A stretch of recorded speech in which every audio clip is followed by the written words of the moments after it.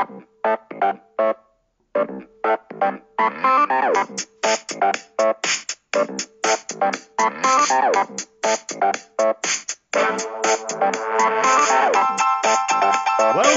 to Different Gravy, not just another Sheffield Wednesday podcast. My name is Richard Miller, and we are joined today by our co-host who, just like me, feels a bit smug about advocating that Action Massimo Alongo should start the game. Your friend of mine, Dr. Luke Gledall. How are you doing today, Luke? I'm all right. How about yourself? I'm good. I'm already annoyed that I called him Alongo, but who's actually a coach from the UFC and not our Australian Italian midfielder, who is Luongo. But there you go. Breaking hoo-hoos. Breaking hoo-hoos. And the main talking point really is the midweek game with Hull City. Again, away at Hull at the KCOM Stadium. KCOM Stadium. Where maybe we potentially got a very, very soft gnawing instead of a mauling by the Tigers. You think, yeah, you got nuzzled by the Tigers. Nuzzled by the Tigers to give a little playful chew on our hands. Oh dear. Well, I didn't watch all of that game, but I did watch most of it, and it was pretty dour fare all round. Did you manage to take it in at all? Well, as I was saying to Rich prior to this week, I've got some breaking hoo-hoos in that I was getting laid off while the game was in process. So the benefit of that was I managed to get home to watch the second half, to watch Wednesday concede. So it gets better, ladies and gentlemen. So I did get to watch the second half, in which maybe we looked brighter than the first. I'm curious how we kind of matched up. If there's anything I've missed. I don't think so. It was two fairly drab teams kind of pouring away at each other to continue the poor imagery of the tiger. I don't know whether it was a mistake as much as just a good cross and a very, very good header to allow them to score. I think probably we had the better chances overall. I watched the second half in which we've been denied a penalty. That was the big talking point, really, wasn't it? Well, I guess the interesting thing was, I didn't think it was a penalty at the time. Replays showed otherwise. But it was kind of like Murphy, with his pace, was essentially checked and then rolled out of the box. He was sort of kicked out of the box. Yes, he was. Yes. Hoofed wide of the box. He'd be rolling, so it sounds like he's done some kind of level of play acting, much like the Tigers have been rolling around on their belly with a ball. Most of the season, just to really beleaguer this analogy of Tigers. And what's an analogy? So that should have been a penalty. Maybe a theme of the week, and maybe a theme of every week in the championship is rather dire officiating. Yeah, which spoiler alert will be a bit of a theme of our review of yesterday's game as well. I know. I'm sorry that I've just absolutely just blazed a segue. I blazed the segue over the bar, much like Adam Reach did at the final point where Murphy did an excellent pullback, and then the man you had put your house on to get it on target at least just sent it into the far reaches of the KCOM Stadium. Absolutely did. I think to your credit, you also did the artful Murphy bit. So, the Lord giveth and he taketh away, The big talking points really from the midweek game were obviously the penalty that we should have had and didn't get, but also losing Stephen Fletcher for that game had a pretty detrimental effect on how we set up. It just shows how reliant we are on his particular set of skills, like Liam Neeson in Taken. Like Liam Neeson Taken, I was going to say, that's what you're doing, yeah. If the ball is in the air, he will find it. And he will either... It kind of loses his momentum when he says, I will kill you by either spraying you to a colleague, to one of my esteemed Wednesday colleagues, or putting it in the back of the net. I will find you. I will chest you down. I will spray you out wide and then take my sweet-ass time getting back in the box. I'm looking forward to Stephen Fletcher's limited action career when he retires. Stephen Fletcher in It's Been Took. They done duck it. Mächty me, they've taken it away.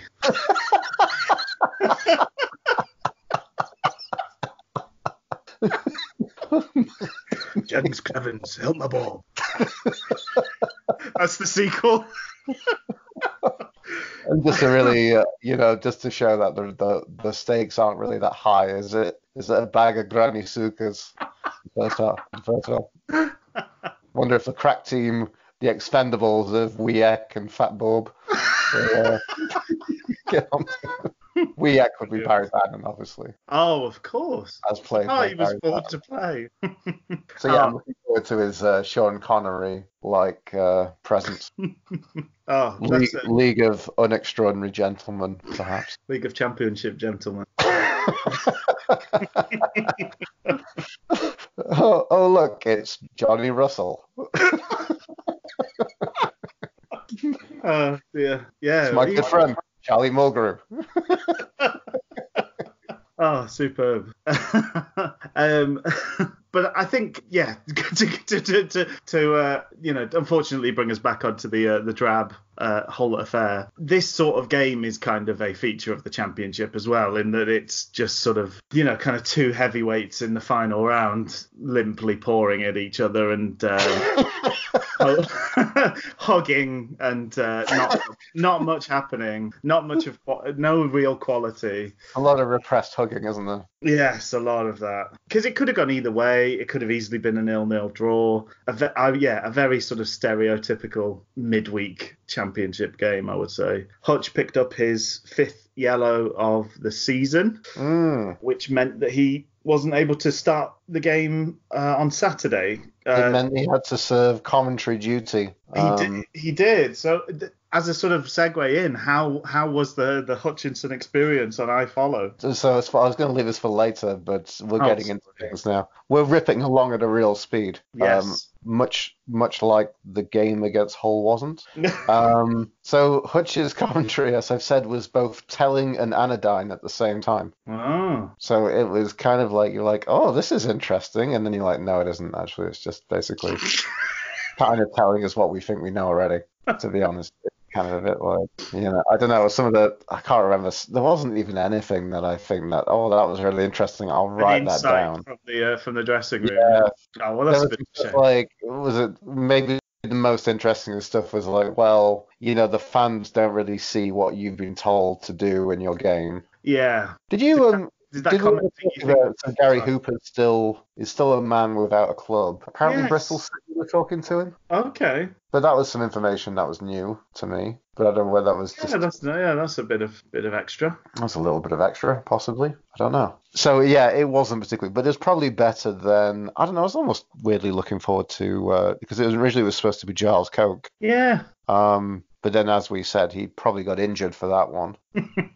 So probably sprained his vocal cords. He may well have just been on the broadcast, but you just didn't notice him because after his first couple of appearances for Wednesday, he was very hard to notice in a Wednesday shirt. So he may well have just followed up that level of performance. Yeah, it would have been interesting just to hear a little bit from Giles Coke, hear how he's doing, what life is doing for him now.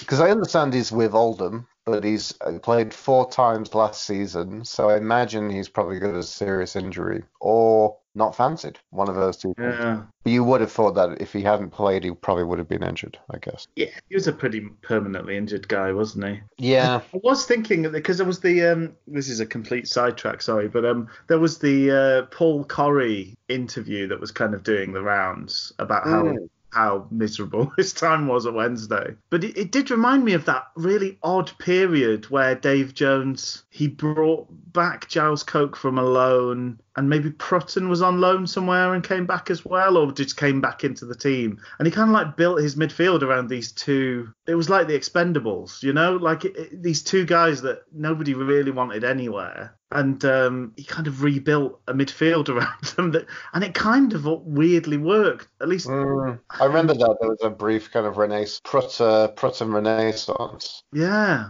Prutton and Coke, and you just thought, what on earth are these two characters doing on the on the team sheet. It's kind of sort of maybe worked. So in terms of the game yesterday, there was a few changes in the middle of the park. And Fletcher was back, which was good to see. That was heartening news after the midweek game. But the real changes were in midfield, where we saw Pelopessi making his first league appearance of the season, and Luongo, Massimo Action Mass, getting his first start in the league as well. What did you think when you saw the team sheet come through? So, typical for the week of me missing me out, I kind of got up a little bit late, so I missed like the first 8 minutes. So I kind of got on, and then I kind of checked the lineup. Okay. And then obviously I think I'd over missed the substitution in commentary lineup. That meant that Giles Coke wasn't there and Hutchinson was. Oh, yeah, so you're a bit... So there was a different Southern brogue, and that was Hutch. So, I kind of got into it, and I'm like, well, who's playing? Because I guess that's the interesting thing. We talk about... Hutchinson's probably one of the ones who we can maybe... If we're getting a little bit close to what that first 11 is, which maybe I feel like we don't really know, and I'm not sure if Gary Monk fully knows right now, to be honest. We were wondering if Hutchinson's the one you take out and then you put Luongo in. But then it's like, okay, so I was there thinking, okay, Luongo, Bannon, and then I'm kind of struggling. I'm like, do we go with Lee? So then I saw that wee little Joey P. Little Joey. Rich's defended favourite. Yeah, well established. Got a soft spot for Lil Joey. I love a well-maintained thigh, and that guy's bringing 2 of those to the party. 2 big hunks of hunk. Do you think the Jean-Claude Van Damme in our League of Championship Gentlemen? Oh, yes, absolutely. He's bringing all of that to the party. I think he could do splits across 2 stools. Absolutely, yes. But it was intriguing. It was a bit of an interesting sort of change to the middle. Last week we were advocating that we do look a bit tired in the middle, I think. There's not much pace. Obviously Bannon's quick, but I don't think Lee is as quick as he was pre-injury problems. And I don't think Hutchinson's particularly got much pace either. He works very hard and obviously throws himself around, but he's not winning many leg races to things. And I think, the general sort of vibe was maybe we do look a bit kind of leggy and tired in the middle there. So it was nice to see some new faces trying something else. The back 5 was the same. So Odebajo continued at right back. Iorfa and Burner were the 2 at centre back, and Palmer at left back, with Westwood in goal. And then we weren't sure with the lineup whether Reach was going to push up alongside Fletcher, and maybe we'd do something. One of the midfield people would be on a wing, but it ended up being that Harris was on the left, Reach on the right, and Fletcher through the centre. So when did you manage to join the game? What sort of period? It was the 8th minute mark. Oh, okay. So you didn't miss a huge amount. No. Though actually near the end of the game, I did let the stream run, and then I jumped back to the beginning to see what I missed. And I mean, there were a couple of chances in the first opening. Yeah, there was a nice. So I think the things I really noticed, before we kind of go through the events of the game, the things I really noticed was definitely Bannon is much further forward in this formation than he's been previously. And we saw some really nice bits of that. So there was a chance, probably the first chance of the game was sort of 3-4 minutes in, when Bannon played Harris down the wing in behind the fullback. He cut it back for Luongo to have a decent effort on his weaker foot. I mean, it was never really going to go in, but it was close enough that the keeper felt the need to dive for it. The triangles, I think, were a bit of a feature of the way we were playing, because we had triangles on the right-hand side where Luongo was teaming up with Odebajo and Reach, and we had triangles on the opposite side where Bannon was joining up with Palmer and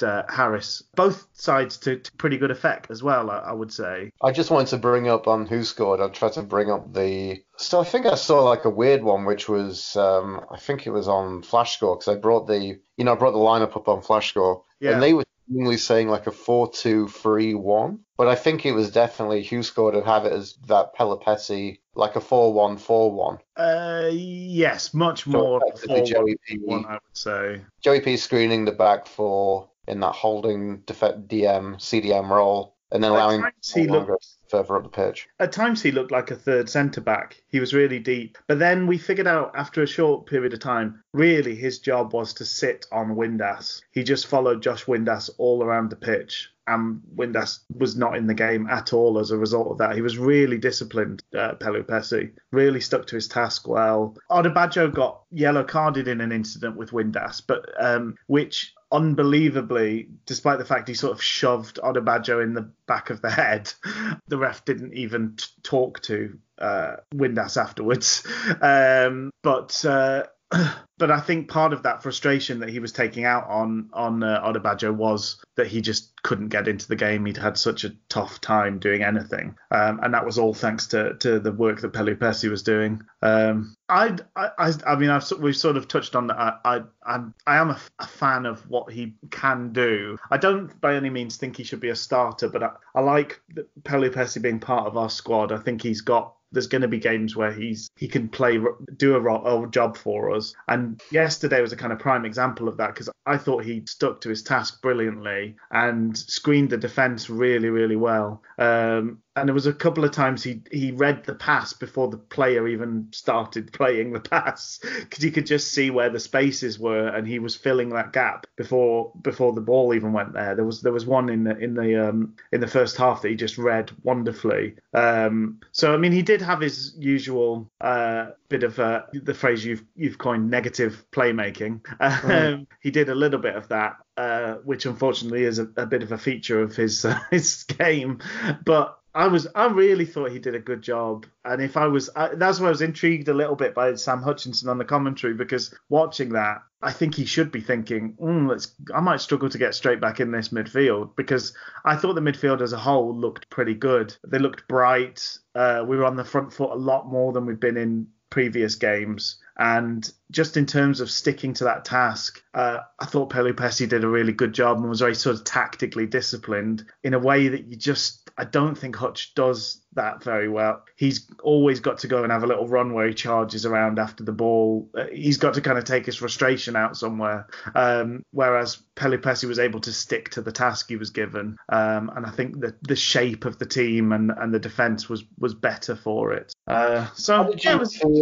One thing I kind of noticed a lot, especially, do you feel that having like a player in that holding defence role, bring that back for like Pelupessy's doing, do you think it naturally gives... Do you think they've been told to give a liberty for a player like Burner to get forward as much as he does? It helped him. Started going on some real marauding run, which led to the goal. Obviously, his that just Burner just kind of getting fed up and charging up the pitch and causing some chaos. So how much do you think of that is by being told to do that, or how much of that do you think is the free will of Julian Burner? Oh, this is a big discussion. I'm just wondering, does Julian Burner have free will? A lot, and it wasn't being. I was wondering maybe later in the game, I'm like, could this be something that undoes us at some point? Or maybe we're just not used to seeing, a player like a centre back just getting forward so quickly and so often. I suppose because you had a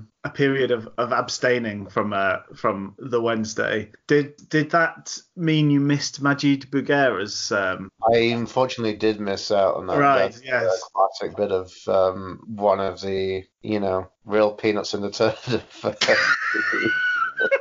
One of the classic bits. I just have different ones. I have different ones like talking about. Remember Akpo Sodje scoring 2 goals in the first 15 minutes against Burnley and then pulling up an injury and then never seeing him again. Yes, yeah.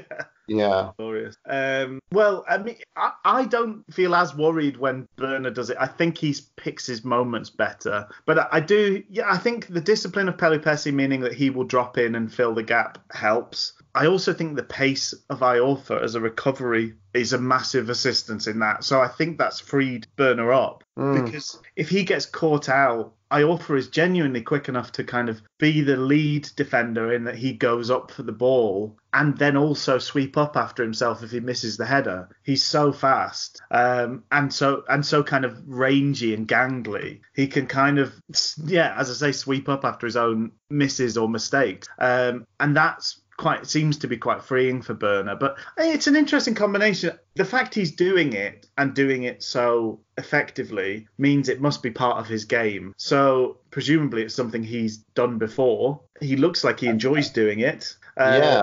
As Hutchinson said on the commentary, he's from Germany. They're cultured. They do stuff like that. Look at him. That's a gripping sort of insight, isn't it? Yeah.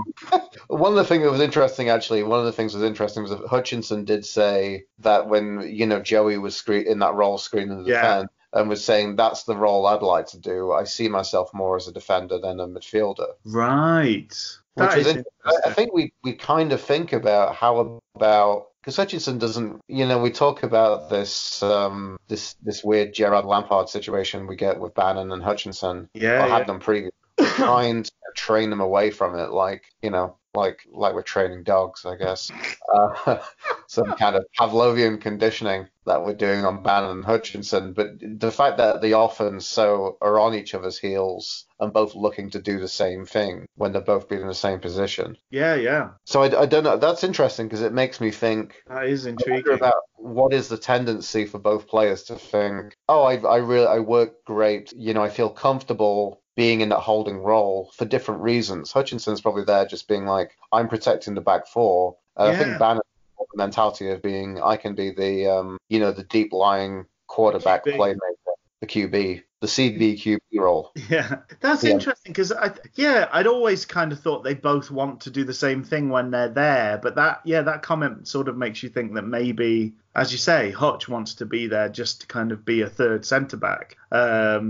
Whereas definitely from Bannon, he does not want to be a third centre back. He wants space to look up and pick a pass. And that's one of the places to try and find some, rather than a congested area in midfield. But in this, Monk is definitely asking Bannon to try and find spaces further up the pitch between the lines and pick passes there, which I think he's doing quite a good job of.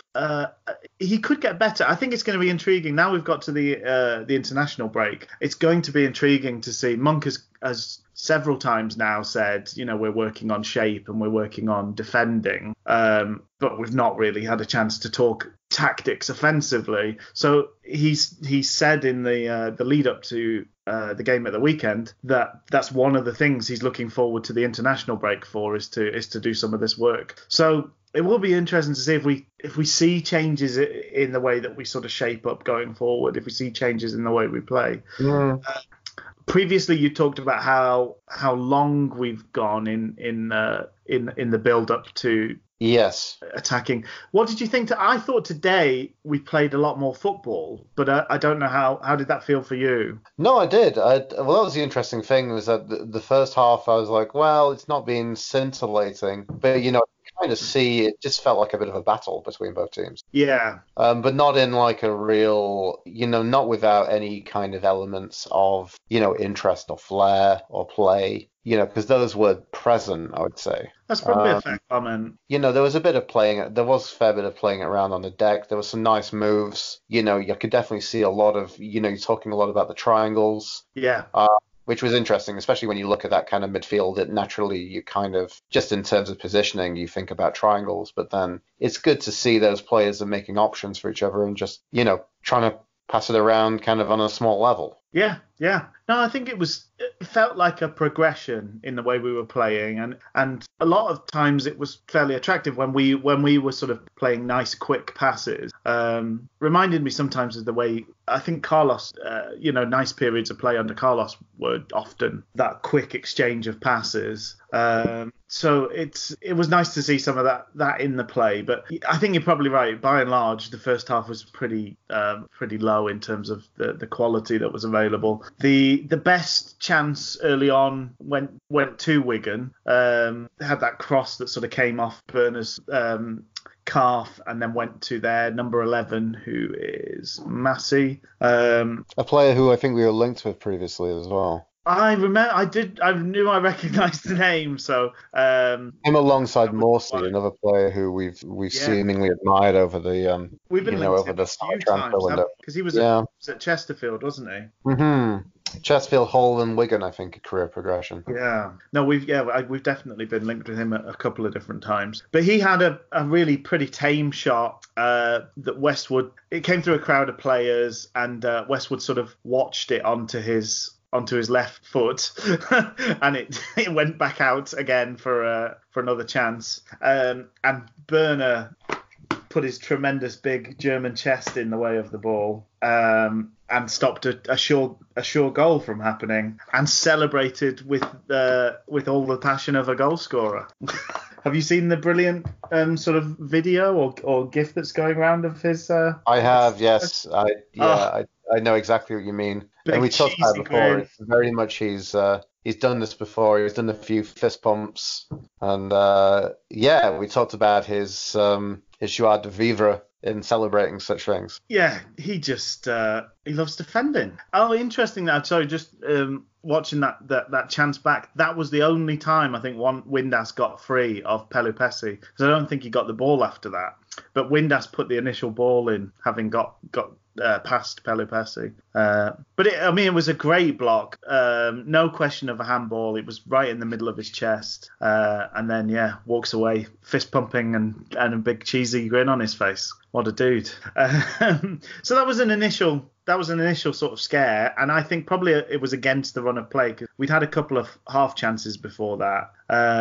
Again, I thought Reach was really bright first half. He was involved in things. Fletcher had a couple of decent chances. Didn't make much of them, but I think they were, to be fair to him, they were like half chances rather than full blown. You simply must score type efforts. And then things kind of petered out towards half time. What did you think about the? Do you remember Bannon struck the woodwork? He did. That was a nearly a bit of Bannon magic. Yeah, it was a really good shot. And it was one of those where the keeper was just watching it, He didn't even pretend to try and save it. Not through the fact that he thought it was going wide either. It was just that he knew he had no chance of having any effect on the ball. We had several chances in that little flurry after Bannon hit the bar or hit the post. But then that was it really for the half. And after that period, you come away. It's one of those where you start to wonder, is this again going to not be our day? Because we had several chances in addition to all the half chances. I think we'd been much the better team in the first half, but we had nothing to show for it. Do you recall just prior to the Bannon hit there was a chance with Harris popped up, stood up a nice cross, and Fletcher did not took his chance and sliced it rather magnificently, to the point where initially when I was watching it live as it was happening, I thought, oh, that's just been well blocked. And it's just like, much like the chance was it last week with the great save I thought Westwood pulled off, but no, actually it was just really poor hit from Sambalonga last week. yes. Yeah. It's with Fletch, that is, unfortunately, that's the reason he's playing for us and not at the very least a mid-table Premier League team. He's got so much to his game, but his finishing does leave a bit to be desired, unfortunately. So kind of half-time came and went, no changes from either side. We then, the major incident at the start of the second half really was our goal. So there was a bit of negative playmaking, as we talked about, from Pelupessy. Bizarrely, in the middle of quite a busy midfield, tried to sort of put his foot on the ball and roll it forward back to Bannon, even though there was 2 or 3 Wigan players very much in attendance. Burner picked up the ball from that tackle and then just decided he was having it. Danced through a couple of tackles, fed it off to Pelupessy, that plays it through to Bannon. Harris puts in another good ball. He put in a lot of good quality crosses. Didn't manage to reach Fletcher with it, but Reach recycled, and Luongo from the edge of the box just popped it in the top corner. Easy as you like. Just put his bonza and tip it in, laces through it. He was drinking in the amber nectar of that chance, I'll tell you that much. Excellent dated reference there, Reg. I think that's just because you've been in North America. They still advertise here. Do they really? Oh, Foster's is in full effect. But Castlemaine 4X has gone. Yes. I think so. I think so. That was definitely one of those beers that gave you a headache from, from all the window cleaner or whatever they put in there. Anyway, speaking of Australian beers, I'm sure Longo will be toasting that with a lukewarm Foster's. Oh, that's right. Oh, sweaty Or Foster. a VB. That's another one, isn't it? That's the one they love. Yeah. Yes, the one they love that isn't exported. Yes, Yeah. a lovely little bottle of a tinny. It's going to be wall to wall Kylie Minogue this evening. We'll stop with this. But so that was not far off the hour mark. Luongo, who'd had a very good game to that point. I thought he had a very good game as well. I was interesting. I did see some comments on Twitter to say he'd been having a bad game by, I think it was whoever's on the Twitter for Al's Americas. Okay. Saying he was having a bad game, overhitting and mishitting passes. I thought he was doing pretty well. I thought he'd had a good game. I think that him and Bannon were both trying to make things happen, which does mean that there's more mistakes come with that because you're taking the risks. He wasn't having a kind of 100% pass completion day, but I think that was nearly always because he was trying to push the ball in behind people and make things happen, try and encourage forward play rather than just simply holding on to possession. But yeah, I thought he'd had a good game. He loves to tackle. That's quite nice. But he is quite creative. He's got a bit of a turn of pace. He gets around well. I think overall, him and Pelupessy bring energy to the midfield that I just don't know whether Kieran Lee still has that in his game. I think Hutch does to an extent. Yeah. But I do think Hutch fades at the hour mark as well, which can lead to problems for us. But just overall, it felt like the midfield played on the front foot. So whether that's that they're not told to normally and today they were told to, or whether it was the personnel that were in there, it just felt like we were actually influencing the game throughout. That's probably an interesting trade-off in terms of, I'll probably say Meso with Lee and Longo. Though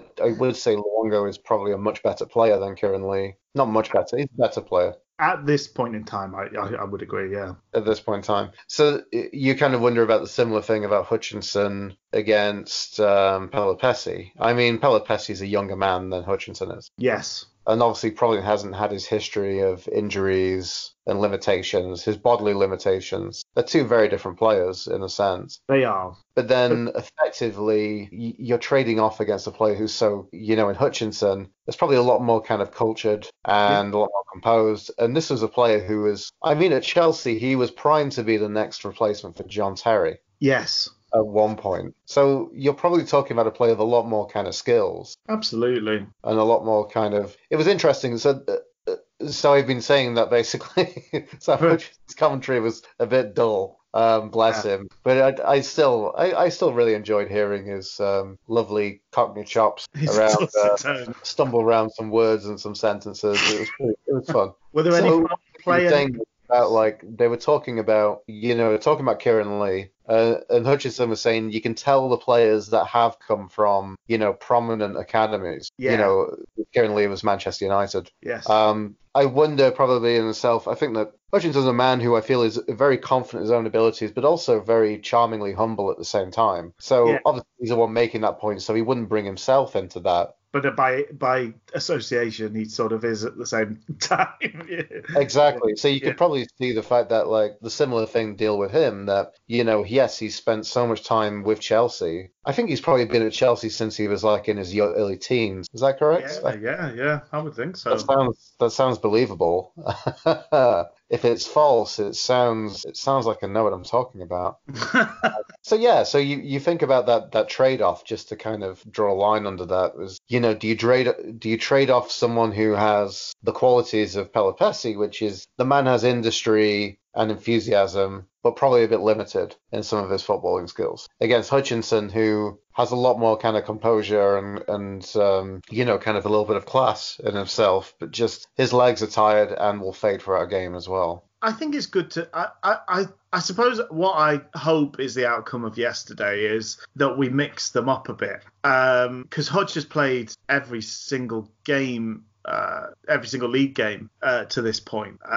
Which is phenomenal going on his injury record. Oh, it's tremendous. But I do think it's also led to maybe him looking a little bit kind of burnt out, possibly. Not sort of permanently or dramatically to any extent, but just he's played a lot of football and a lot more football than he's used to playing, which has been a benefit to the team, absolutely. But also, it means we're in a position where we've probably got to manage him a bit with his various injury troubles and the fact that he's 30 years old now. So the fact that Pelupessy can occasionally come in, sub in for him in games, maybe start the odd game instead of him when it makes sense tactically, I think that's just a nice addition to have, and maybe something we weren't sure about previously. I'm not sort of wholesale calling for let's drop Sam Hutchinson and play Joey Pelupessy, because I think that's a bad decision on the whole. But sometimes it's going to be better to have that freshness of Joey. Do you want to know when Hutch joined the Chelsea Academy? I would like that very much. Yes, please. On Wikipedia, and there's no higher authority than Wikipedia. Age of 9. 9 there years. So he's a wee little boy. He's still got his very Coiford Towie haircut. Wee little Sam Hutchinson. Full of hopes and dreams. Exactly. He's even saying he's so intelligent that he's saying, I'm going to be the next John Terry. And they're saying John Terry hasn't even at this point, who's John as far Terry? As we're aware, been a stalwart of the Chelsea team. So we don't know what you're talking about, Sam. Yeah, exactly. Imagine if he still had the sort of Pompadour quiff. Yes. At age 9. Oh, that's a great image to leave us. That's a great image, isn't it? One of the fun things with each fresh release of FIFA, and if Sam is the sort of person that plays FIFA himself, I imagine this will either be sort of depressing or funny, depending on his outlook on these things. But Sam Hutchinson is one of the few Wednesday players who has what FIFA calls a game face. So that is a properly mapped picture of his full face. But because they only do that for Premier League players or top league players, Sam's game face looks about 19, and a bit like sort of Dorian Gray. As Sam Hutchinson gets older, his game face, his ageless baby game face, is just in starker and starker contrast with the reality of the man. It's just quite an enjoyable thing to check in on an annual basis. Just this little boy, Sam Hutchinson, playing midfield for Sheffield Wednesday. Just a young chap. So, I mean, it's been a really interesting question and we know that we're still in we're hopefully in the real end of this transition period. I was going to use the term fag end, but I don't really like that term. But I think we know what it means. Of this transition from the Wednesday kind of Wembley playoff final against Hull, funnily enough, team. And that there's a lot of those darlings that are simply just there's some really old pieces of fruit. We can't really get much juice out of these tepid, dry, scarred oranges. There's a reason there's no raisin juice. Exactly. Yeah. As they always say. So Hutchinson's been with the club since 2014. Yeah. I'm intrigued. His contract, I think, comes up at the end of this season, I believe. I believe so too. Yeah, because he wasn't one of the ones that was up for renewal in the summer, although a lot of people seem to think he was. Yeah. I think we've just got to see how the season goes with him. I guess so. We're just enjoying that raisin juice as much as possible. Yeah, exactly. You've just got to. The juice of a wine bottle. Exactly. Fortified.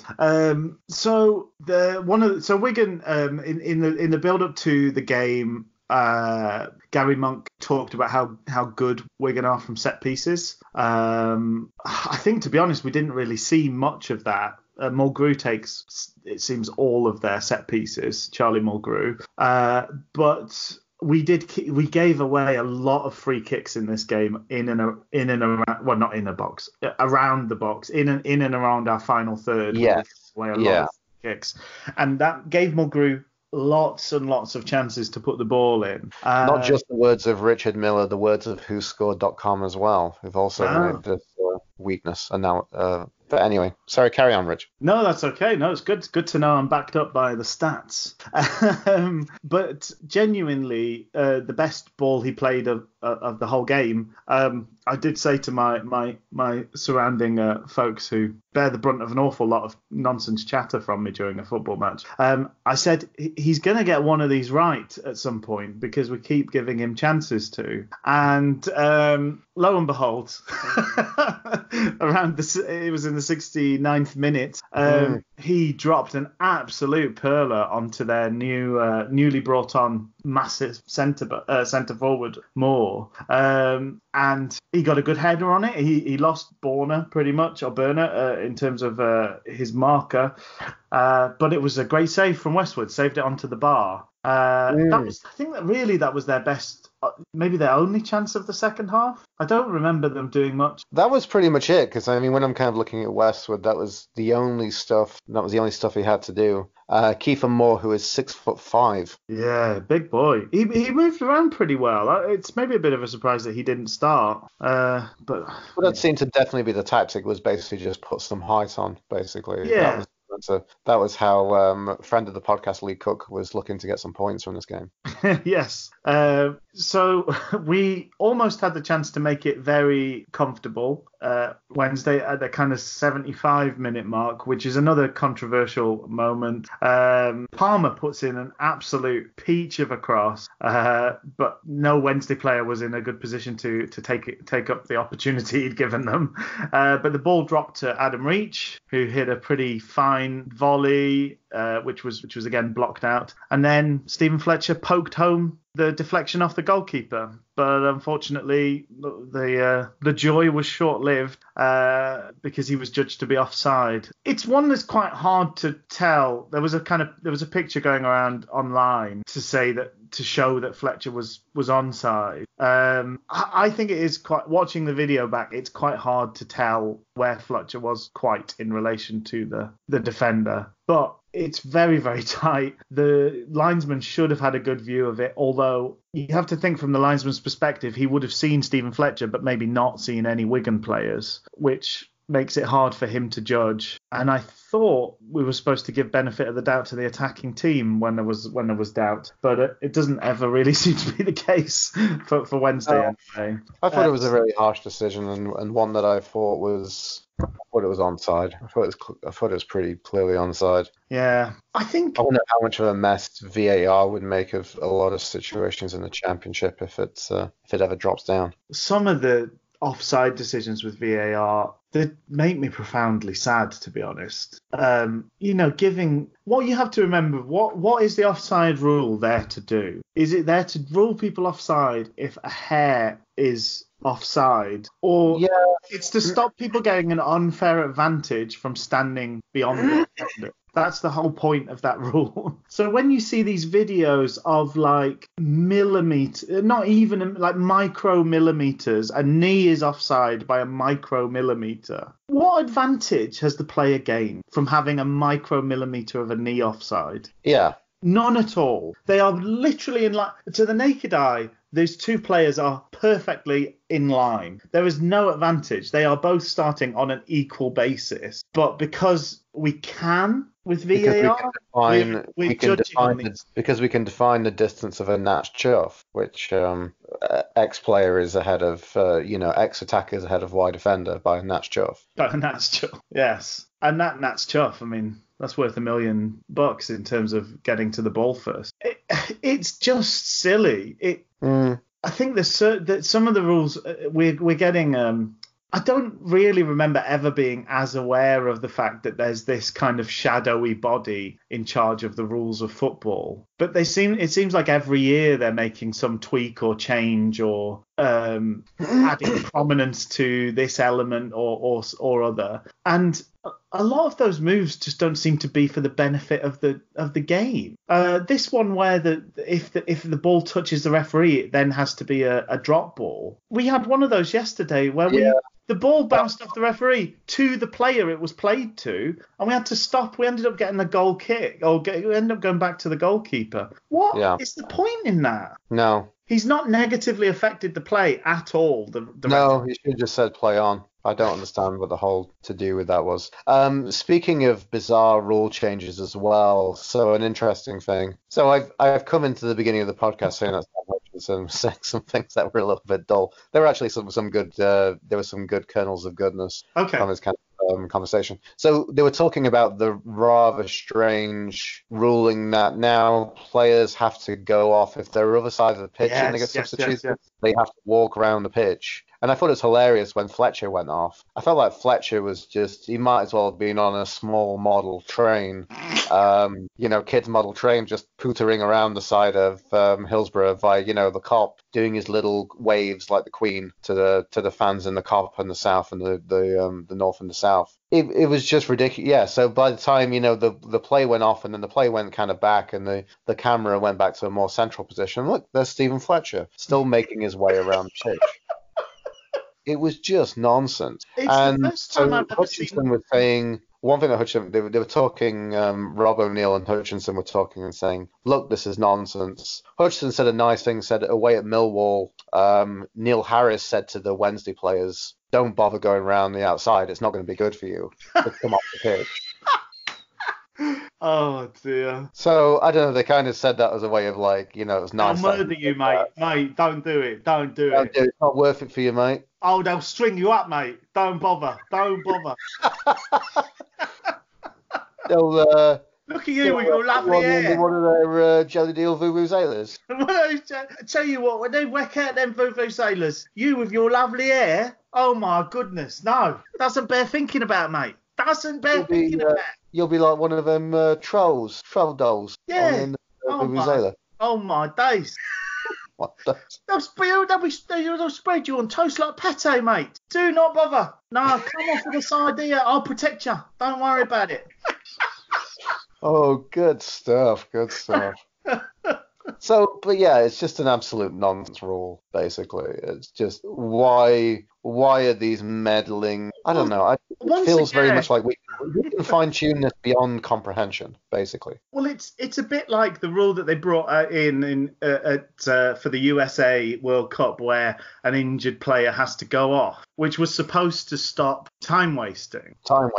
But what it means is, if you want to time waste, you can now time waste about 10 minutes if you want to, because you go down, you roll around, you get treated on the pitch, then you've got to make your way off the pitch extremely slowly. And the only penalty really is that you've got to wait maybe 10 seconds before the referee waves you back on. It doesn't work. And this is another one that's supposed to stop people time wasting by taking ages to walk across. Because we're all familiar with the team that's dragging their heels, and a player gets told you're about to get subbed off, so get all the way over on the other side, mate. If we're going to save a bit of time, and we'll name it, and I think we should have a mini glossary, but I don't think we really need a glossary for this. We'll just for shorthand purposes call them a Billy Davies side. Billy Davies side, yeah. Yeah, but that's the first time I've seen the referee enforce it, because every other game I've watched this season, players have just done what they've always done, including I'm trying to think who there was a QPR player that did the classic. He was on the left hand side, he ran all the way to the right hand side, then got subbed and walked very, very slowly along the halfway line to be subbed off, and the ref didn't say anything about it, didn't tell him he has to go off the nearest touchline. It does add a new type of etiquette to the game, because I was I was joking that we're going to see comment. You know that everybody's got their conspiracy theories about how people. Oh, he didn't even clap today. He just went straight down the tunnel. Oh, he did this. He did that. There's going to be loads of like conspiracy theory etiquette things about how players behave as they wander around the outside of the pitch. He didn't even look at the pitch today. Actually, his heart's not in it. I can just see it coming. It's going to happen. He barely clapped for half of the cop as he walked past slowly. Because that was the sort of rhythm of it was with Reach set the tone. So he wandered along a little bit, did a clap, the crowd did a clap. He kind of looked at the pitch short of briefly, the clapping died down. He walked a bit further, did a clap, the crowd did a clap, and he sort of had to do that all the way around. And the same thing happened with Fletcher. You know, his song sort of slowly walked round with him. It's another weird rule, but can you remember a season when we spent so much time talking about the rule changes and the implications? The handball rule has been changed. The offside rule has been changed. All these things. And it's like, what? I don't know why we have to keep tweaking things and getting them wrong to then sort things out later. I don't know. It is weird. It's a weird place that the game has got itself into. And I feel with VAR, half the people are moaning and just saying we shouldn't have it at all. But weirdly, there's another half of the moans are that we need more VAR or VAR to be involved in more decisions, and that will make VAR better. Unfortunately, that's going to be the viewpoint that wins out. I think the idea of VAR that I think I had, which I think a lot of people had, which I've seen a lot of places, was a mentality of having like an appeal system. Yeah. Because I think the view of officiating is basically like from a lot of fans, oh, what a ex-bastard in black. He has it in for us. He has it against us. Yes. So I don't think the officiating has been fair. I don't think it was fair yesterday. I don't think it was particularly great.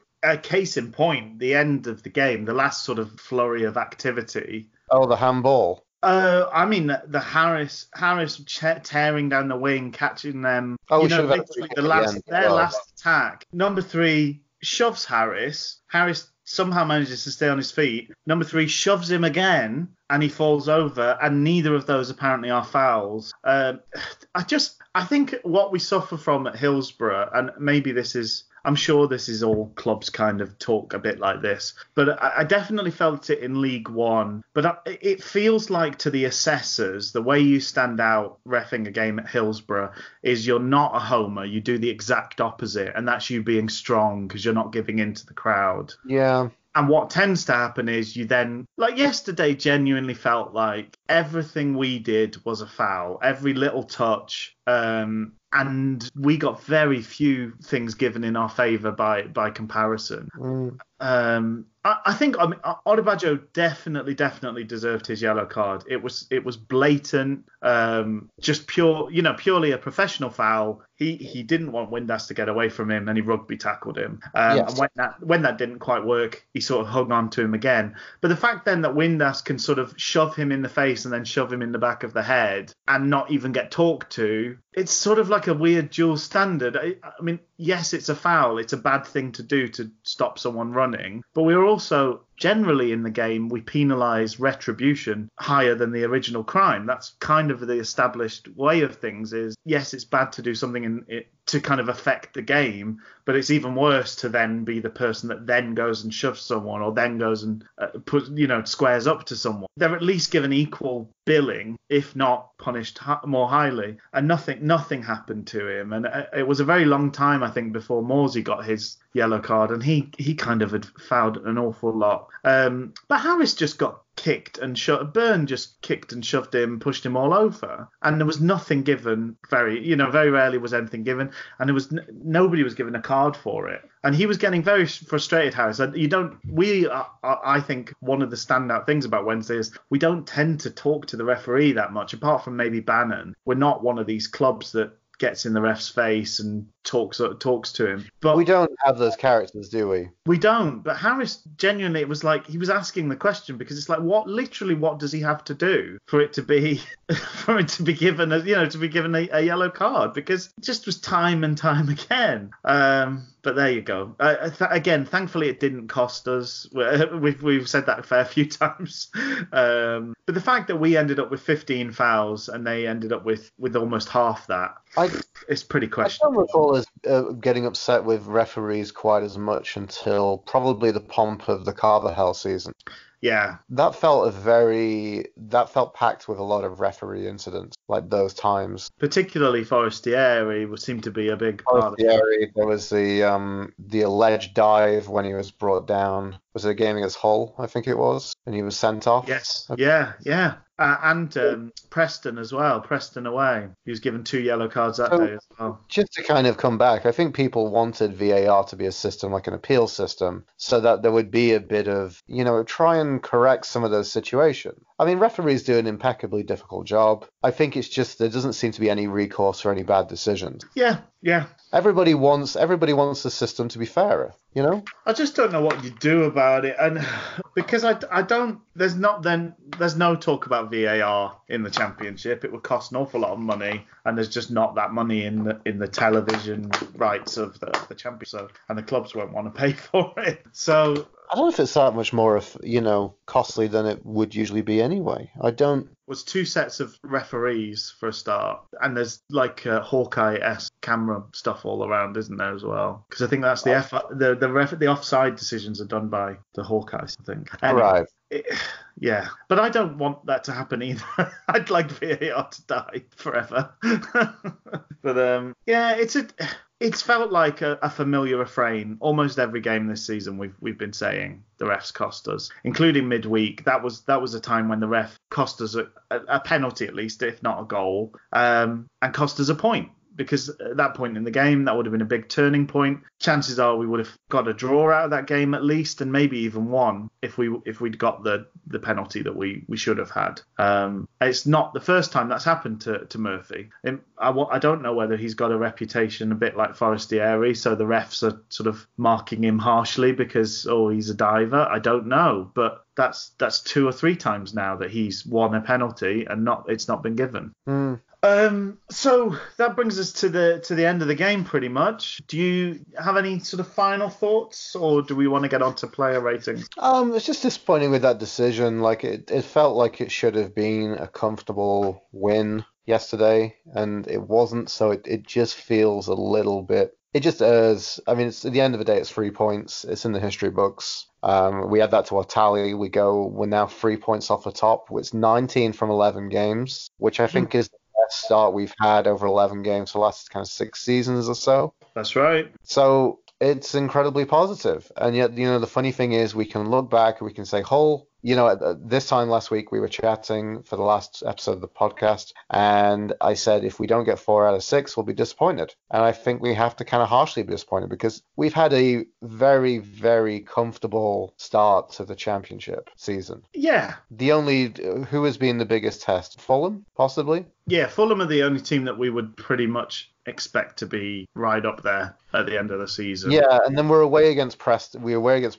Which, interestingly enough, on the commentary, Rob O'Neill said to Hutchinson, "Are there any places you don't like going?" He said, "Away at Preston." He said, "We always have a difficult time there." Yeah, I would agree. Which was interesting to hear him kind of agree with something that I think we've seen as fans as well. So that is the test, depending on how well Preston do, because Preston can be a very, very good side on their day. They can also be a bit Championship inconsistent as well. So that was a difficult one. Going away at Millwall was probably a little bit tough as well. But outside of that, it's been pretty straightforward. We were home to QPR. QPR looked like they could be a decent side on their day. Millwall beat Leeds yesterday, didn't they? At the day. I know that's a weird kind of derby that's not a derby type game, but still. The asshole derby. Yes, yeah. Do you know what? weirdly, there were some videos on social media of trouble with the police, and I'm so surprised because great guys,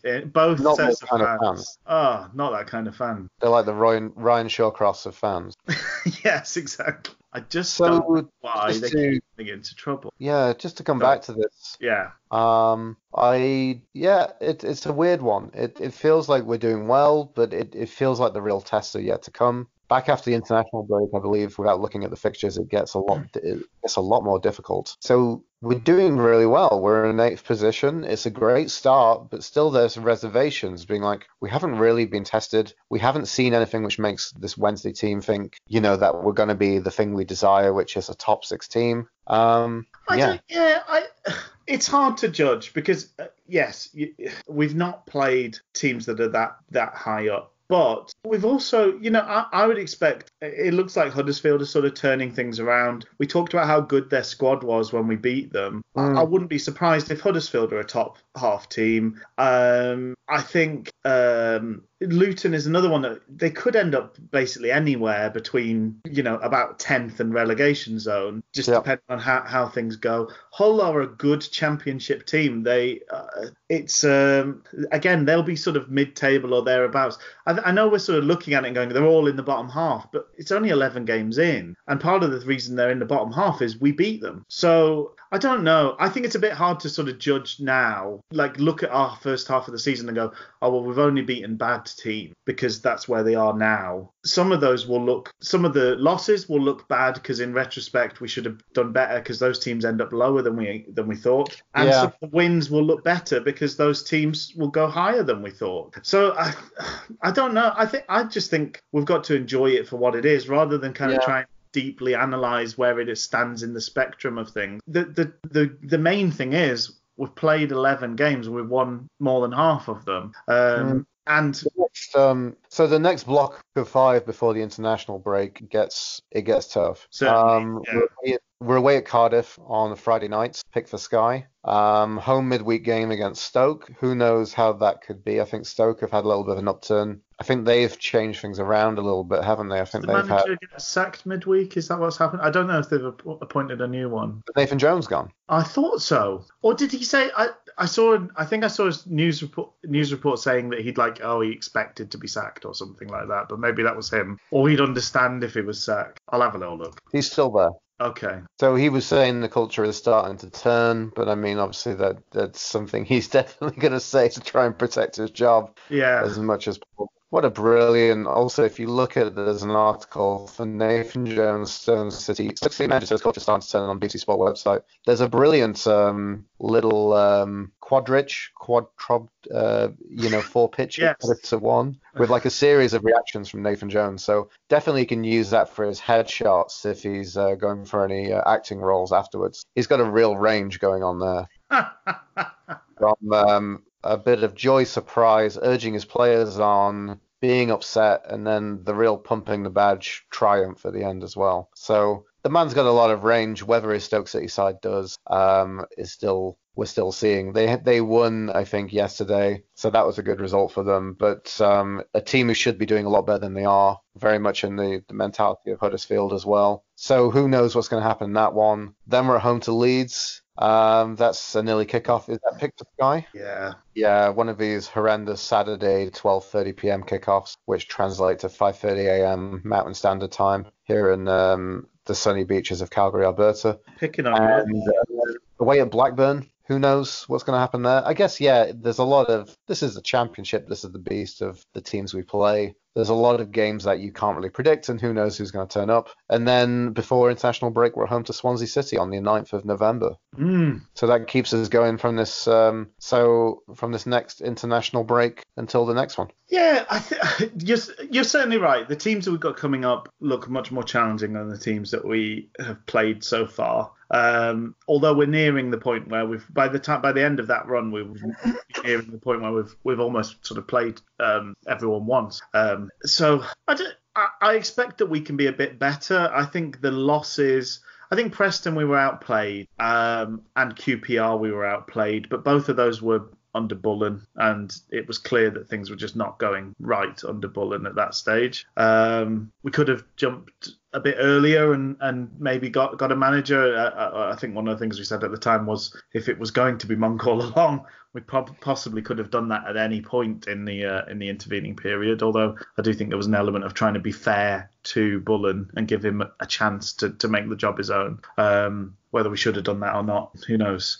But I think starting where we started with the selfishness of what Steve Bruce did and that sort of, awful, weird predicament it put us in. We've had a good start to this season. Whether that turns into a middling continuation of the season, I don't know. But I also feel like having this international break to kind of catch our breath and work on things and spend more time as a team with the new manager. Potentially it's a chance for him to get some of his backroom staff in and integrated. I don't know whether that's a plan, but it was certainly something that was talked about when Monk joined. I there's a good chance that we will be a better team post international break than we've been prior to the international break. So those bigger challenges, those tougher challenges, I feel like we should be in a better place for them. And who knows?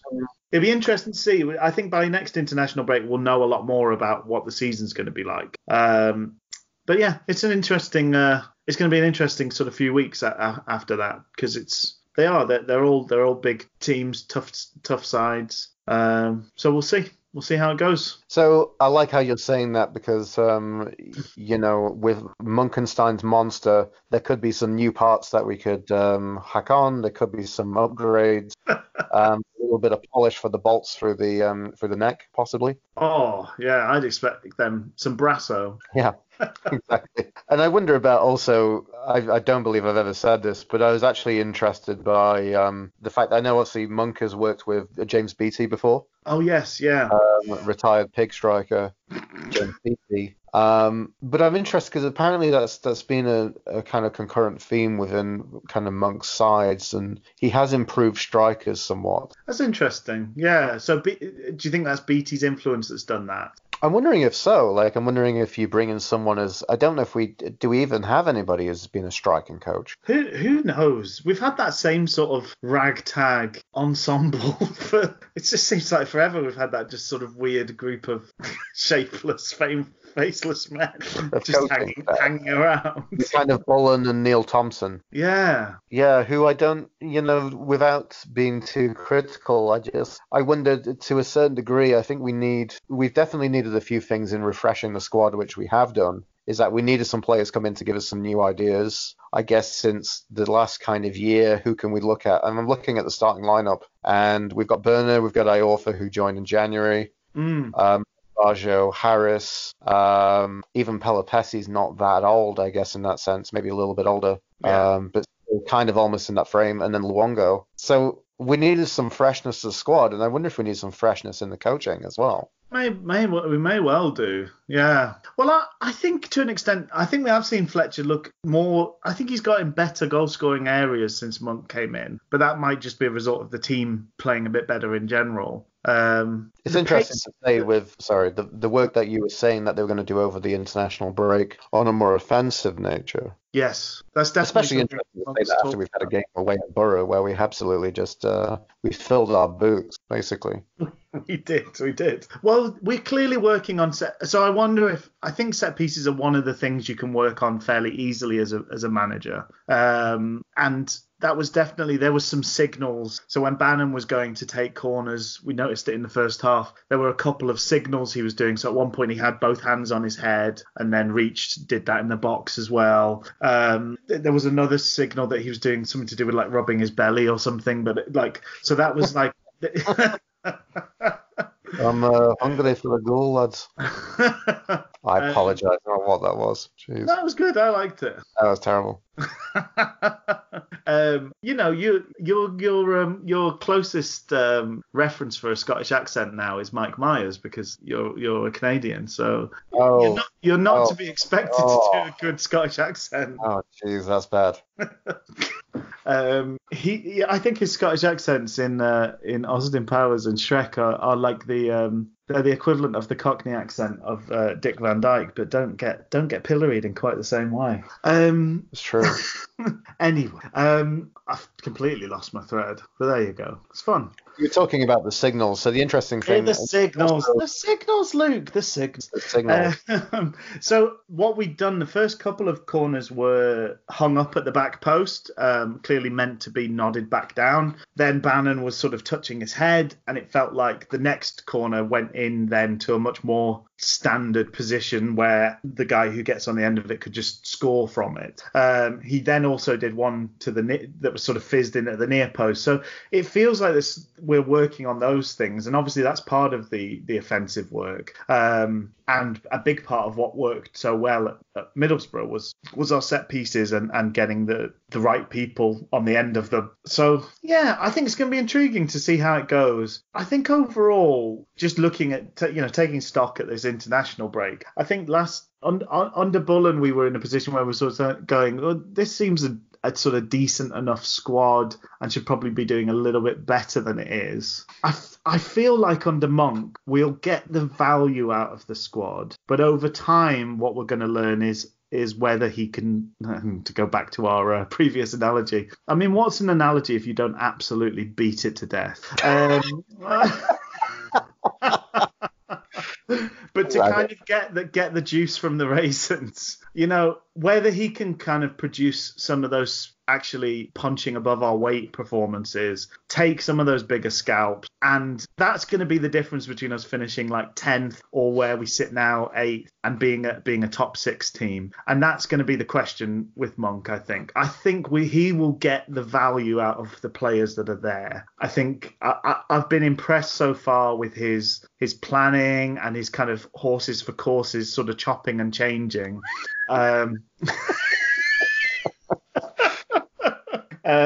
Horses for courses has nothing to do with owing fools and horses. Is that right? It's nothing to do with it. No. For some reason I've made the connection. I don't know why. Oh, no. This is what I was hoping that we would have this is what we were happening with Bullen, but as we know, there's Bullen berries and soon turn south. Exactly, yeah. That berry juice was not a wine, Oh, no. Not even fit for Neto. I think Horses for Courses is fairly sort of on the nose in that it's from horse racing. So as a trainer, you would pick a horse that likes hard ground if you're on a place that's got, I don't know, horse racing. I'm sorry. But like if the going is soft, then you pick someone that likes someone. You often as a trainer talk about your horses like they're people. It's one of the traits of the trade. But yeah, you sort of pick a horse that likes that running, that likes that going. So in terms of what we're like yesterday, that midfield, knowing that Wigan are a kind of, basically, for want of a better word, they're a League One team, Wigan. They're sort of lump it forward, a lot of hard work and graft. So to win the game, to play your game against them, you've got to win the battle first. And so putting together a midfield that's full of legs and running and tackling made sense yesterday, but it maybe wouldn't in another game. So we've seen, he likes to chop and change things. He likes to move things around. And at the moment, it doesn't feel like he does it for the sake of it, because he could end up like, oh yeah, we always change things because it makes us look clever. Because you can have that element with sort of rotation and things like that. But at the moment, it feels like it's purposeful, and we've seen some good results from it. Although I don't know quite what happened midweek in Hull. There's going to be games where there's not an obvious. You're trying to sort of work the statistics in your favour. So where you line up positively with the opposition, trying to emphasise those elements of your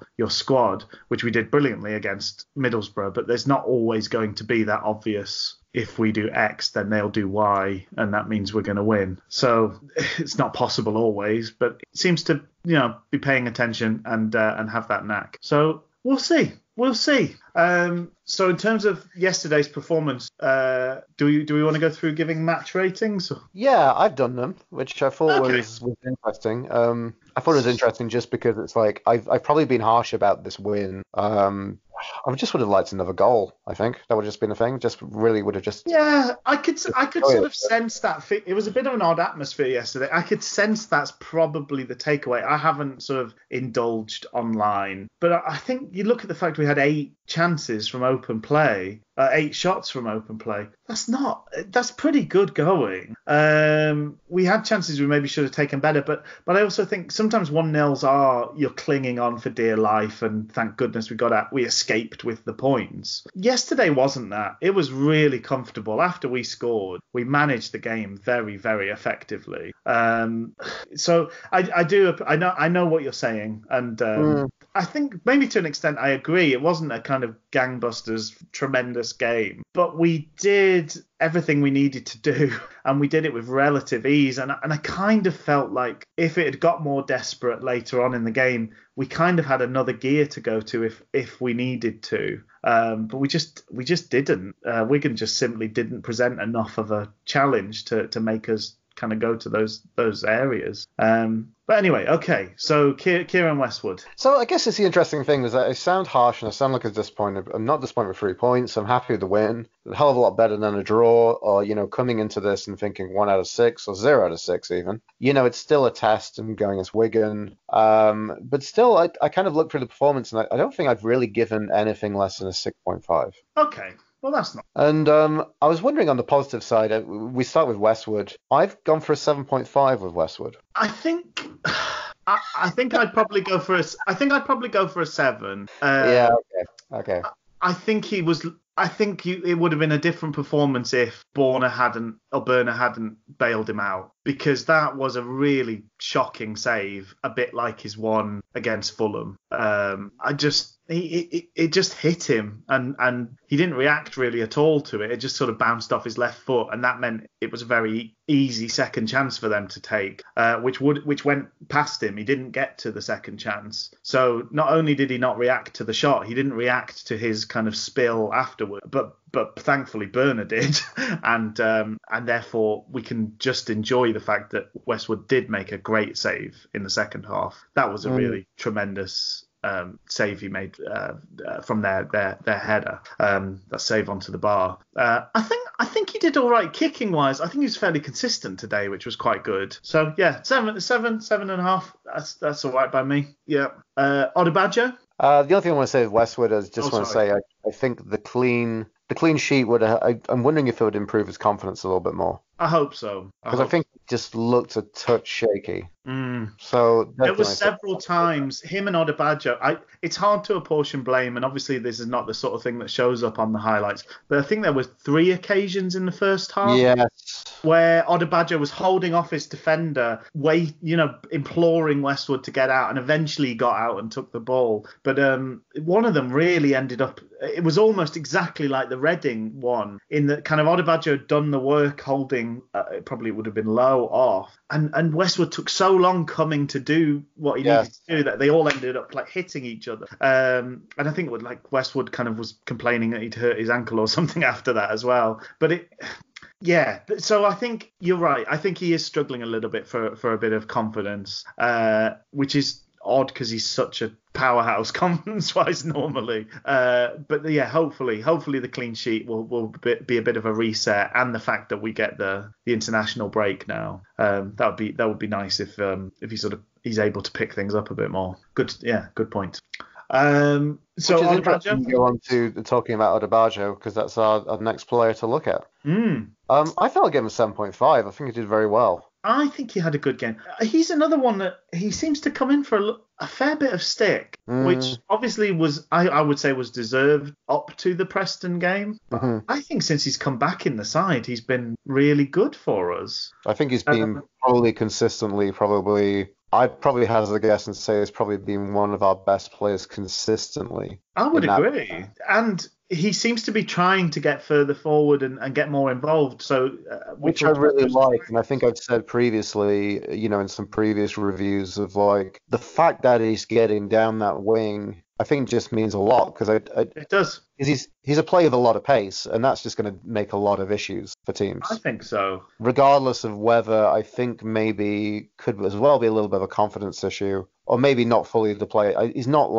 this is a player who we say, he can play down the wing, but it's more of a Jeremy Haaland playing down the wing. Yes, yeah. More of let's use that pace further up the field because it's going to cause issues for teams, rather than here's a player with a lot of guile and a lot of flair, who's going to create a lot of who's going to make some positive playmaking. So Yeah. he's not quite there, I would say. But the fact that he gets forward and, and has some use of his pace really does a lot for us, I think. I think so too. And I think over time, because Reach still seems to have a fairly open remit where it comes to, he's given the license to come inside sometimes. But that's going to be, I think over time now I can see that creating problems for the opposition in that the fullback is going to follow Reach into the middle and it's going to leave a nice wide gap. And if the winger is not paying attention, it's going to give Odebajo some chances down that right hand side. I'm quite hopeful for them as a pairing. I think over time that could work really nicely. And I do think Reach he's finding his form again. I think having scored helped. But he looked really bright, particularly first half. He looked really bright. And again, a lot of our play went down his side. So I think he's he's warming up to having another fine season for us. I think it's interesting. I think he's looking like the first choice right back. I don't. Yeah, I think so. Particularly with Monk saying midweek that he sees Iorfa as a centre back, which could be interesting in terms of in terms of what happens with Tom Lees, who hopefully will be fit again after the international break as well. I think the benefit of that is we don't have to find out by rushing back Tom Lees. Yes. Play previously been so important that, maybe we'll put some injections into him or just kind of risk him. There's certainly been times when Tom Lees has played and it has not looked like he should have been playing. There's definitely been those times. I distinctly remember a couple under Carlos where it was like Tom Lees is playing because he's Tom Lees. He's not playing because he's fit. Yeah. Yes. And moving on to talk about kind of like a pairing, it's looking like it's the number one centre back pairing for us, which is just insane. I really like the two of them together. You honestly won't find a much bigger fan of Tom Lees than me. He's been so good for us for so long, Tom Lees, and I like that. I've always really enjoyed the fact that he's not a guy with masses of physical stature, but he really does a great job with what he's got. But it's just, there's something about Iorfa in that position. He's massive. He's quick. He just plays the game in a different way. Tom Lees could never play like Iorfa plays, and Iorfa probably can't play like Tom Lees plays. But it's really enjoyable to watch Iorfa play centre back. I like this partnership. They seem to be good for each other. One thing I've noticed under Monk, and he talked in one of his early conferences. Actually, no, it was the piece that we linked to in a previous episode where he talks about liking thinkers. He wants people that not just players, not just kind of machines that go out and do everything they're told, but what he likes to pick out is the people who have a bit of a thought process behind what they do. I've noticed the team talking much more. Part of that might be that Bannon's been the captain recently, so that is licensed to run his little ginger mouth, which he's taken. But I do. You see conversations going on. So I see Iorfa and Berner talking. I see Iorfa talking to Odebajo more. I just see conversations happening. I see Reach talking again to maybe talking to Odebajo, discussing what they're going to do next time they get the ball or next time they're put in a situation defensively. It's just quite a nice thing to see. I think we long thought that Wednesday are quite a quiet team. There's not a lot of talkers within the team. But yeah, more and more so, it just seems like they're communicating better. And those two as a pairing, they're getting to know each other's games better, and we're benefiting from it. It's really nice. It's really nice to watch. I'm loving both of their work at the moment. So talk about them in terms of scores, Rich. What did you think Iorfa did? I think Iorfa sort of 7.5. He was a big part of us keeping that clean sheet. Mm-hmm. Berner, I would go. I think, to flag up, Berner was my man of the match. Interesting. I'd probably put him on an 8 or so. Wow.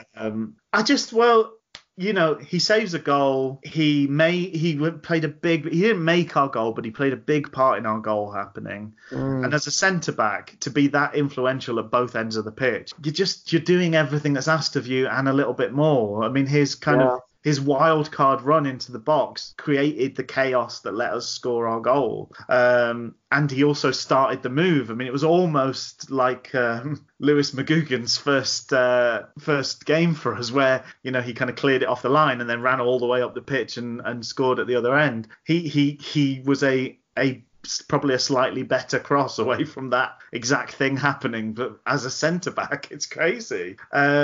So yeah, I think we couldn't have asked anything more of him. I think he had a great game, and as a pair, they had great games together.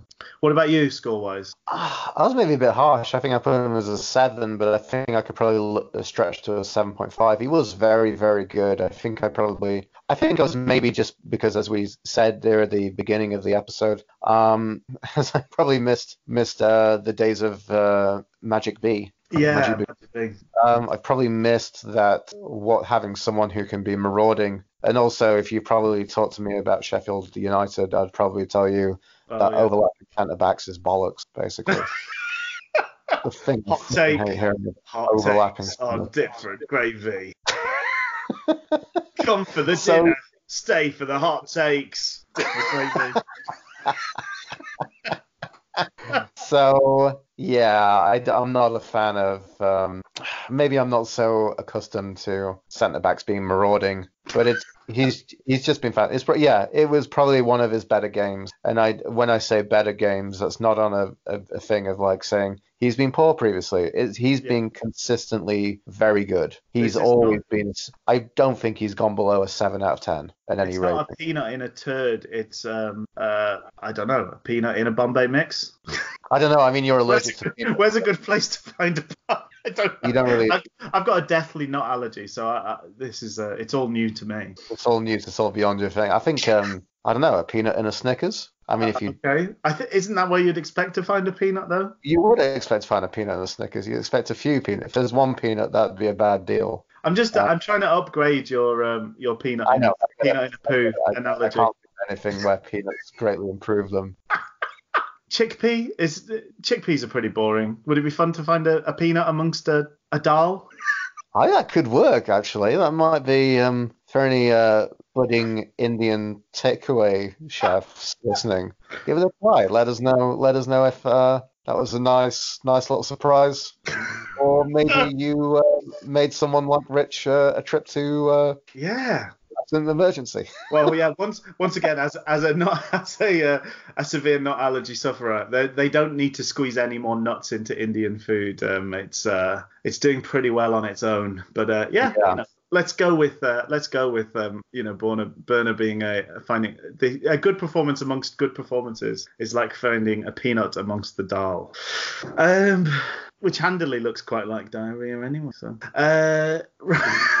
how have we got here? I don't know. Liam Palmer did good. Did well defending. So I guess that's the interesting thing is that while we've seen, we found this within the Borough game, and I guess it was probably not so much pronounced yesterday, but we're doing a lot more attacking on the right flank. Our right flank. So that means that Palmer's just keeping to the defending stuff. He is getting a little bit forward at times. Yeah.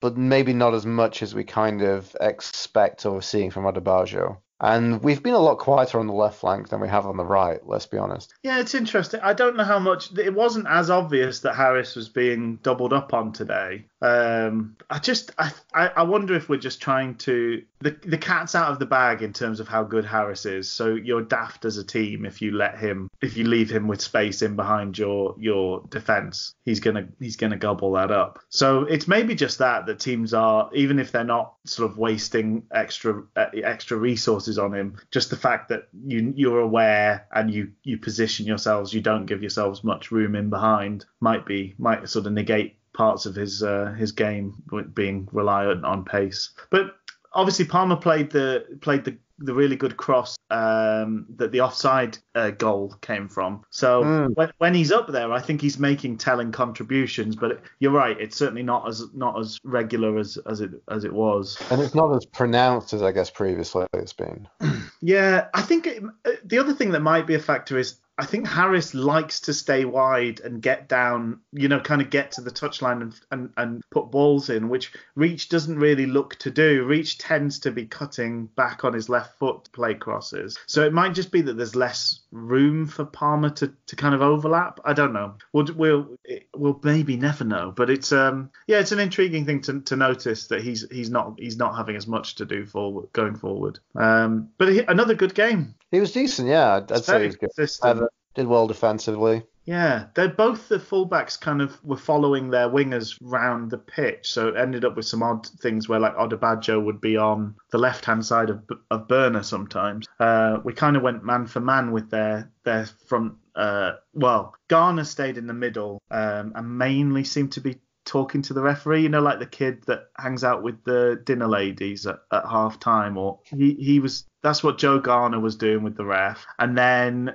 we were man marking Massey or Macy, Lowe and Windass. We were just following them round. So they struggled to get to influence the game in any way, really, those front four. Well, I guess the interesting thing, I'm looking at the heat maps on who scored. I wanted to look and see how Palmer was doing in comparison. Interestingly, between Massey, Windass and Lowe, 70 touches between all three of them. That's pretty minimal for the game. I would say so, yeah. So, yeah, we very much did a job on keeping that kind of trident of players, behind Garner for Wigan, pretty quiet for the game. Yeah, it was definitely part of the game plan, and I think everybody stuck to their task really well. Which I think was the thing I kind of looked at. So Palmer did really well last week against Borough, did a lot of work defending. Because, interestingly, against the game of Borough, we attacked on our right, they attacked on their right as well. Mm-hmm. So we were defending on the left, so he was up against a lot, Palmer. So maybe a little bit quieter today, but I don't think you can give him any less than 7. I think he did.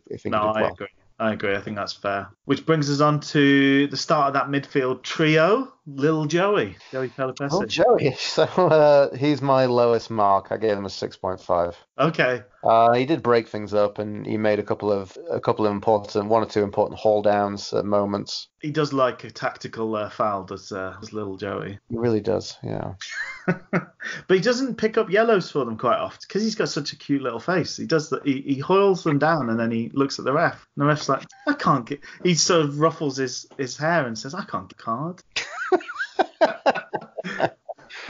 Whereas with Sam, you can't ruffle his hair. It's unruffleable. There's so much product there that it just, you can't get your fingers through it. Anyway, yeah, I'd probably go for a 7 for Pelopessi. I thought he was given a job to do and he did it really well. And a couple of times sort of, played a part in things. He's always got like a mistake or two. It just is there. It's part of his game. There's just always going to be a little lapse where he tries to control the ball. I mean, our goal happened in part because Burner was just annoyed that Pelopessi tried to sort of roll the ball with his studs to Bannon in the middle of a really crowded midfield area. And I think Burner was just like, I'm not having any of this nonsense. And then, went and made a goal happen. So Luongo on his first league start. First league start and his first goal for Sheffield Wednesday. I've gone for it. I thought he did really, really well. Just lively, dynamic, vibrant, bright, just plenty of words to describe that. I could just be reading out a thesaurus on the word dynamic. I think he's looking like alongside Bannon, maybe the second name on the team sheet in terms of the midfield.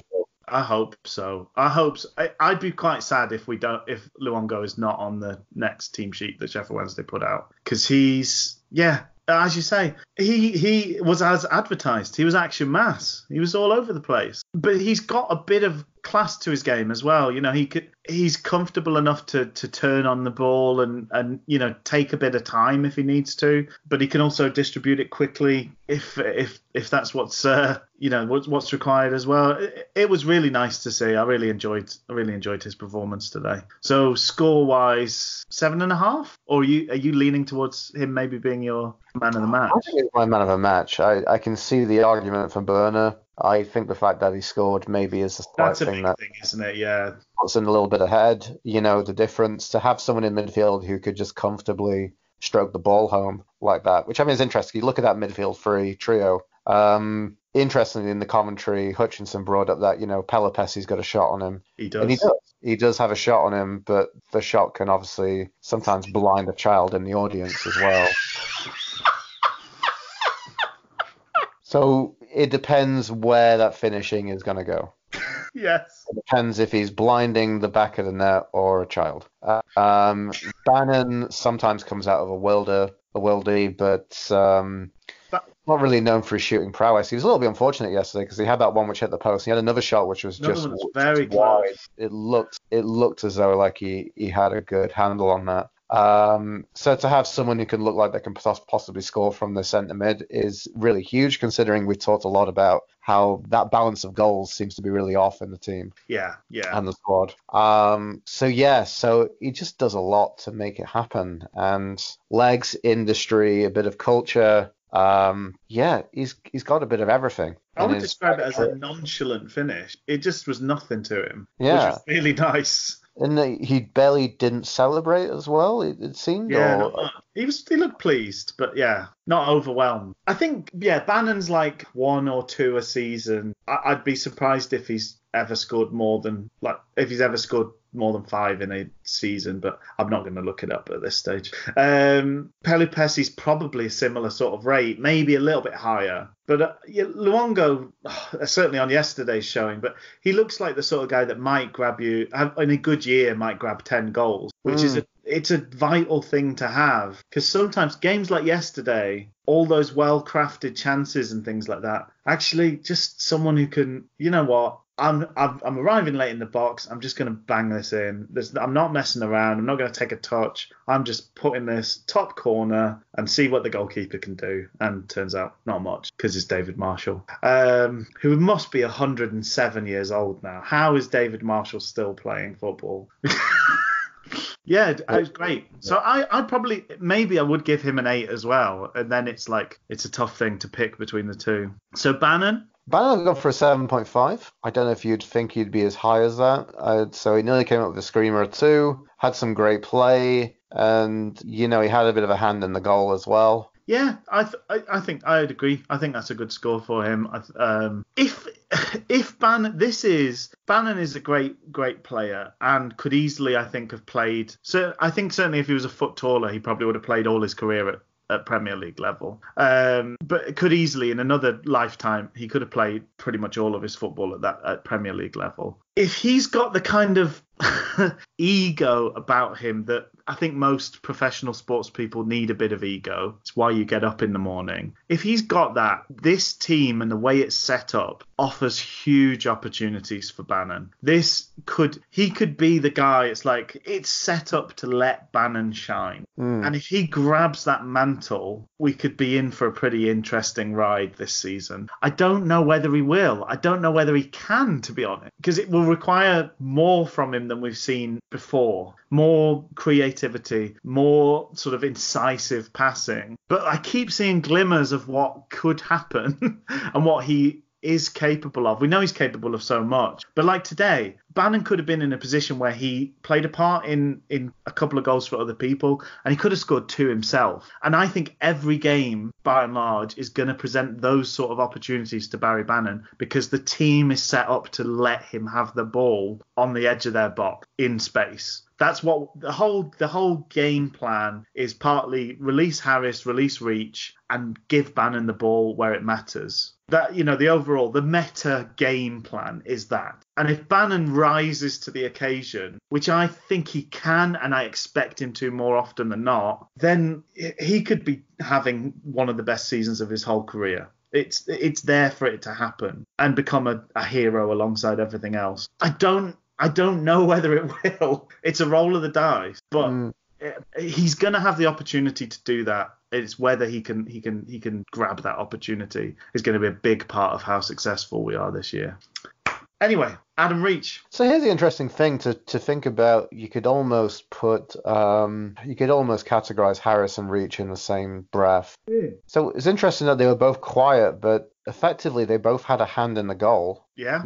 Harris had a second assist, Reach had an assist. It's interesting that we were pretty quiet through the wingers and through the wing play. We were less. I think so. But one of the criticisms people have had is that we're one-dimensional in that we're just trying to get it down the wings and bang crosses in. So to play a game where we were less reliant on that is probably a good thing in time, although it was a bit strange to go as a change from where we were to where we are now. But yeah, I think I probably agree. But they both did well when they had the ball, which is what we want from them. Because I think Harris had probably his best game in the last 5 games. But again, it wasn't loads of content, but he did really, really well. Like, he provided quality when he was given the opportunity to do it. And when you're as quick as he is and as strong as he is, and you're producing quality crosses, it's hard to ask much more from him, surely. Yeah, I've kind of gone with a 7 for both of them. I do think that's fair, but it's like 7 with an asterisk. So that's the interesting thing, that it's, and sometimes I think that's the dynamic of football, is we're going to have games where we do really, really well, we do really well, and certain players just don't feature or aren't as present or aren't as prevalent. Yeah, absolutely. Like, And there's also...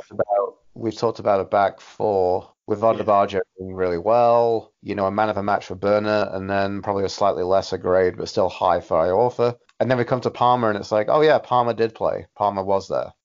Yeah, it does happen. It's natural, isn't it? I think the other thing with Reach is obviously he got the assist, so maybe you could make an argument for him being scored a little bit higher than Harris, but then he probably did less overall. But there's assists and there's assists, isn't there? There's an assist that is you beat 3 men and then you roll the ball to the centre forward that just knocks it into an open net. And there is an assist where you kind of cut it back to the edge of the box and then the guy that gets the ball does all the hard work. And it was one of those assists. I mean, obviously Reach had to be there and he had to react quickly to get the ball back. But it wasn't exactly handed on a plate to Luongo. It was a difficult chance that he seized with both hands. So in terms of being quiet and effective, what did you think of Stephen Fletcher? Fletcher was good. I'd probably give him a 7. It was very battling. I like that part of his game. I like the fact that he's getting up and doing a bit of WWE theatrics with some centre backs. Yeah. And he should have had a goal, and he would have if it wasn't for a poor officiating decision. Yeah, definitely. Yeah. I think I agree. 7's fair. I'm just really enjoying Stephen Fletcher this season. I think he's doing really well. I hope he can maintain this form and his fitness for as long as possible. It's really nice to watch. He's really, really good at being a pain in the backside for defenders. So yeah. Okay. Do you want to give scores to subs? Nobody really did anything sub-wise. I think we can skip that for today. Yeah, because it was all kind of time-wasting subs rather than having any... so many minutes out of Fletcher. I would have thought Fletcher would have come off sooner. Yeah, possibly. But he looked fine. He didn't slow down. I don't think... he didn't look like he was struggling at all, really. His output didn't wane as the game drew on, so I think it's fair enough. I think Luongo was a good. I thought, actually, to be honest, I thought that was a good substitution at the right time. Luongo for Kieran Lee, because I thought Luongo was starting to look a little bit leggy, and he wasn't quite able to kind of push the pace in the same way. And then Kieran Lee came in, and then on that limited basis was able to provide the legs and enthusiasm that was maybe starting to drain a little bit. Murphy was odd when he came on. He looked very... you were talking about the lack of kind of push and power and purpose in what he does. Yeah. Like that to the extreme. He looked so kind of half-hearted and timid in possession because he just seemed to come on and lose the ball about 4 times. Anyway, and then Natty didn't have any time to do anything. So there we go. I thought it was a tough game, but a good enough performance, and obviously a great result. Fair, very fair. So I think in terms of, do you have any other sort of closing thoughts for the episode? No, we just we've had a good return, a good spell for Gary Monk coming in. Gary Monk came in after the back of an international break. Yes, he did. And what have we had? Three wins, a draw and a loss. It's not bad going. Pretty damn good going. So that's 10 points from 5 games, effectively. Yeah, 2 points a game. Promotion form. That's promotion form. That's what they say. Really argue against that. Maybe it's a shame that we were defeated against Hull because it seemed a bit harsh, but we're in a very, very good space right now. Hopefully we can carry on and and like you said, see how we improve from here. Yeah, good stuff. I mean, so obviously it's international break. Last international break we were going to take a week off, but then we appointed Gary Monk, so we ended up doing a special Monkisode. I think probably we'll do a little something for people, but it won't be a full whammy next week. We'll see. There'll be something in your feeds, and otherwise have a wonderful week, and we'll see you again on Different Gravy. See you guys. Bye bye.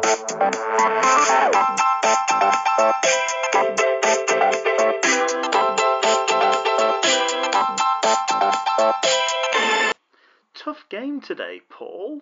What was the plan going into the match? As you say, yeah, definitely was quite a tricky game. Bitty is how I would describe it in terms of the plan going in. We set up in what I would call the 10-pin formation. Oh, okay, Paul. I don't think I've ever really heard of the 10-pin formation. Do you mind explaining a little bit about what you mean by that? 10-pin formation is 10 players out on the pitch. Whenever the ball comes near them, they fall over.